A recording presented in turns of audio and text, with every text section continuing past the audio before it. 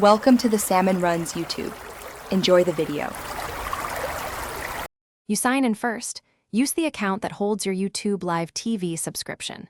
Once signed in, open the YouTube app or visit the Web Live TV hub. This begins the flow. Make sure your device supports Live TV, Smart TV, Chromecast, or modern browser. If prompted, confirm payment details and location permissions so channels unlock correctly. Also, enable two-step verification now if prompted. It prevents access issues later and is often required for streaming services tied to live local channels. Once your account and device are ready, open the Live TV guide and let it populate channels. This can take a minute while local affiliates sync. Then, customize your favorites list to make navigation faster and set recording priorities if you plan to DVR shows.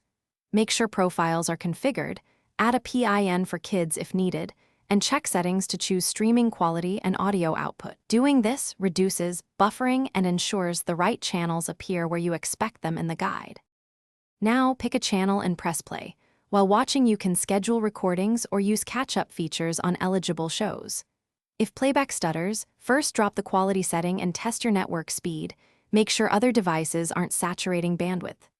Once done, sign out and sign back in to refresh your session and reboot the app or device if needed.